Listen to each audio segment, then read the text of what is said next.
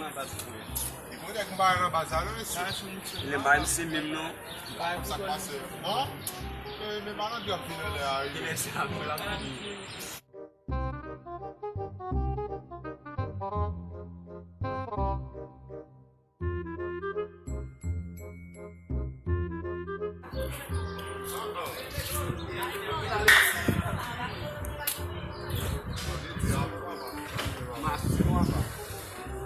Sa ki la men, ti nou. Mwen mari nou. Sa ki men.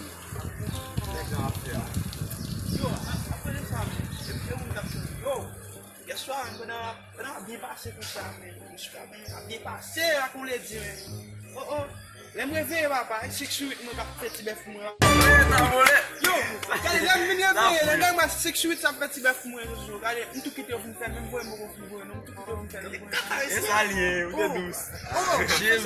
E salye. E pou mwen te sens ou ne di? Kado kaki, yo. Mwen te kouche Dubai nda vivaj. Mwen ave diwan yo. Yo, wale se di nou men. Silence mi chap pale. Yo, di men, wè sa? Sa pa yon la maka, wè la? Mwen de se tem la menen la mwen yo.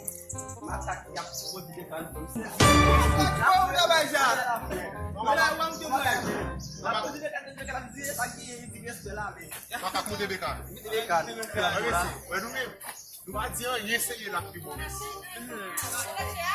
Yon nek papa mwen ma sel fwem. Mwen champin bon mbre papa, labde yon. Mwen mbre pa yon koulin pou miche. Kan mi champin yon fwem. Miche a kou sou mwen pap. Mwen ale mwen chet la. Mwen premier mwen chet papa. Mwen koupe mwen gauche la. Mwen deuxième. Mwen koupe mwen droite la. Troisième nan pou mwen fè a papa. Mwen koupe tet miche. Mwen koupe mwen chet la. Mwen sa passe mwen. Ah, non. La ou pou kou. Non. La ou pou kou. Oh, ou pou la. Mwen da kou ba kè nan kon let la. Se pou mwen jene sel la mwen se. Oh, no. Mwen nou.